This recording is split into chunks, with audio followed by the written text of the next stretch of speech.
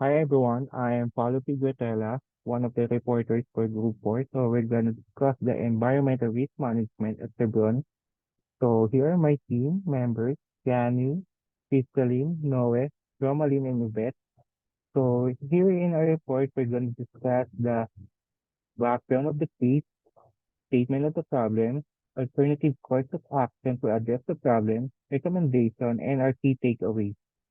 So first of all, we're going to discuss is the enterprise risk management. So what is the enterprise risk management? So this management strategically is from the perspective of the entire firm or organization. It is a top-down strategy that aims to identify, assess, and prepare for the potential losses, dangers, hazard, and other potential for the harm that may interfere with an organizational operation and objectives lead to losses. ERM allows managers to shape the firm's overall risk position by mandating certain business segments, engaging with or disengage from particular activities. Successful ERM strategies can mitigate operational, financial, security, compliance, and legal many other types of risks. So for the background of the case for Chevron, Chevron Corporation is one of the world's largest integrated energy companies involved in all aspects of energy sector, including exploration, production, refining, and marketing of oil, gas, and products. As an industry leader, Chevron faced significant environmental risks associated with its operations, which span across multiple countries and regions. So for the Chevron's environmental situation, in 1997, Chevron spent about 237 million up to 893 million in environmental capital expenditures and 656 million in expenses required to control pollution flow, environmental regulation, compliance, and rehabilitation of contaminated sites. With its largest refinery in the California, tighter regulation has brought environmental costs higher. For the Chevron Corporation recognized the significance of the environmental risk management has implemented various initiatives to mitigate environmental footprint. This was imparted to the public through their ethics entitled the Chevron Way, whose main aim is to establish environmental stewardship and to be the leading business that provides safety and health excellence. So for Chevron risk management, we have the internal risk management and external risk management. For the internal risk management, we have the policy 530, most important instrument through which environmental risk was managed in Chevron that codifies regulation on how a manager can operate the assigned unit. The regulation aims to minimize the risk, while for the role incentives, this one is for the introduction of incentive compensation and profit sharing. And the Chevron Way is responsible steward of natural environment, protecting people and the environment. And for the external risk management, Chevron established relationship with the insurance providers for protection on liabilities on incidents and accidents that it can occur. So for the statement of the problem for this report, we have the reliance on administrative discretion versus analytical data policy 530. So for this one, for quite some time, the company based its environmental risk management approach on judgment rather than formal analysis. This company lacks of the formal analysis in decision making with regards to management of environmental risk.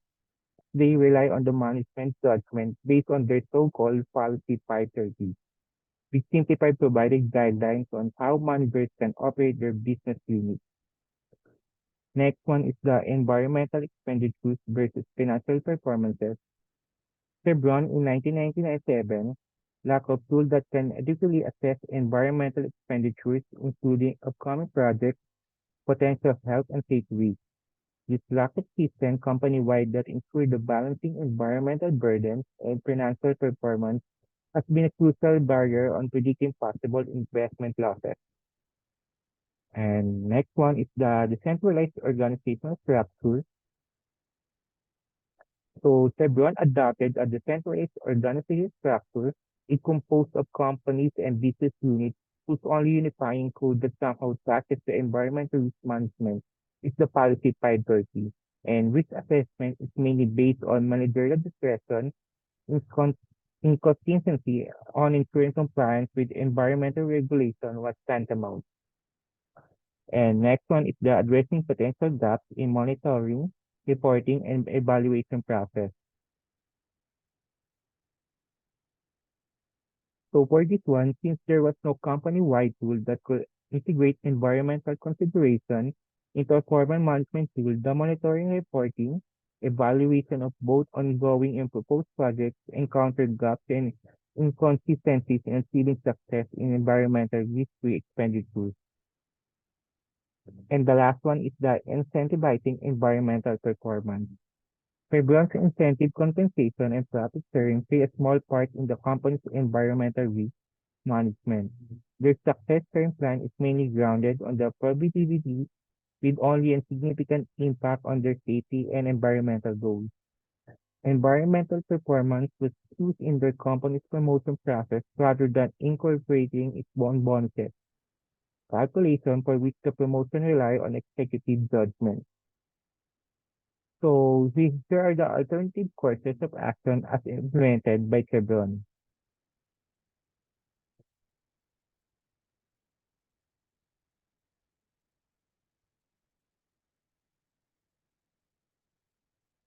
So for the environmental and social risk management process by used by CRTC or the Chevron Research and Technology Company, this contains broad set of approaches rather than a detailed quantitative tool with the following step on tackling possible environmental risk concerns. So number one, we have the identifying events, performing risk assessment. Third one is the identify alternatives, and the last one is the make a decision. So limitation for this one for the environmental and social risk management. So not a per company wide do not specify investment benefits like avoidance of work injury, reduce economic system damage. Hence, CRTC developed quantitative extension, which is the DEMA tool. So what is DEMA tool or the decision-making tool? So this one is the quantitative prioritization tool intended to make environmental decision-making more analytical and systematic. It helps also the managers to determine cost-benefit basis which projects should be carried out before the others. And it also input sheet is to be filled with details of current assuming proposal was undertaken and modified, or assuming project was undertaken with details on the likelihood of the adverse event, its contingent impact, health and safety, natural resources, public concern, and financial performances. So here are the sample of their DEMA tool. So as you can see for DEMA tools, it's simplest form for the Chevron. So once the problem is identified and categorized into four, they will evaluate and calculate it from 1 to 5, increasing with likelihood of occurrences and severity of the consequence. So for the decision-making tool or DEMA tool, of course, we have the pros and cons. For the pros, we have the taxonomy can be updated per business unit. Or second one is the tools from managers to think carefully about potential risks and to make decisions that minimize them. And last one, tool can accommodate even the small project for this one. And the cons for the demo tool or decision-making tool was the monetary expression for the benefit of different risk reduction proposal were controversial. Second one is the values of further injury, acquisition damage, and so on, and were based on executives' ideas about appropriate the sum the company should be willing to expend in order to avert the injury or damages. And the last one is the calculation of present values of future benefits.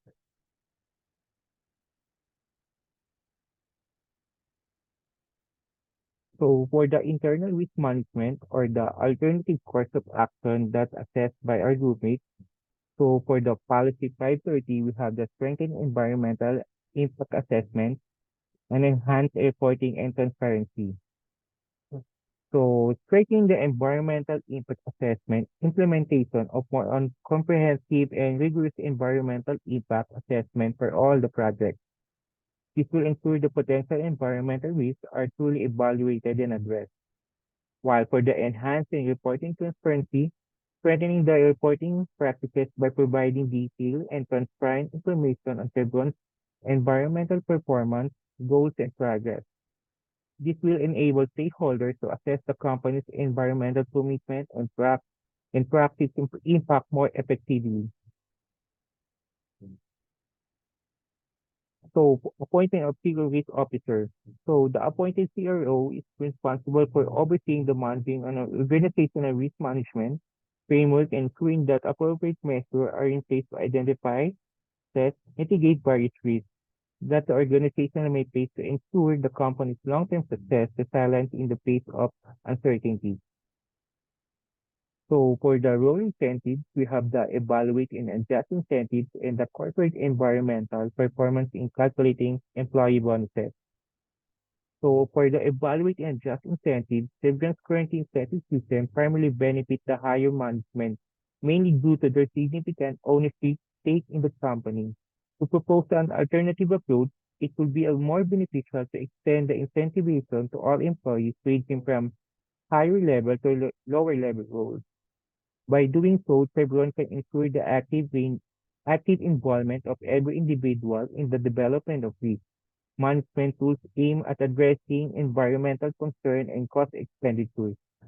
This step would motivate lower employees based on their performance and provide a wider range of perspectives in the formulation of risk tools. For the incorporate environmental performance in promotion, so by integrating this environmental performance evaluation into the promotion process, Chevron can align its workforce career advancement opportunities with the company's commitment to addressing environmental issues. This approach which not only reinforces Chevron's dedication to sustainability, but also to create a positive impact on its reputation and stakeholders' relationships. So here are the recommendations by our group. So we have the monitoring, training enhancement, and culture and innovation. So for monitoring, we have the under-established comprehensive environmental management system. So Chevron should develop a development implemented robust environmental management system that encompasses all aspects of environmental risk management. These systems should include clear policies, procedures, and guidelines for identifying and assessing mitigating environmental risks across all operations and projects. Next one is the transparency and reporting. Chevron should prioritize transparent reporting of its environmental performances, including the key metrics, targets, and progress towards sustainability goals. Regular disclosure of environmental data and achievements can build trust among stakeholders and demonstrate Chevron's commitment to environmental responsibility. And last one is the proactive compliance management. Chevron should invest in advanced technologies and methodologies for environmental risk assessment and monitoring. These include remote sensing, satellite imagery, real-time monitoring system, and data analytics to proactive identify and address potential risks. Continuous monitoring and clear dedication of environmental changes can help Chevron take the timely and effective preventive measures. And next one is the training enhancement. So under this training enhancement, we have the expansion of incentive compensation and profit sharing to employees and lower management. Second one is the enhanced employee training programs on environmental awareness, safety protocols, and incident prevention. They can develop the comprehensive training modules, conduct regular training sessions, and other trainings as well so they can provide and improve their employees as well. And the last one is the continuous improvement and learning. So they can offer certification program implementing certification to recognize employees who demonstrate proficiency in environmental awareness, safety protocols, and incident prevention.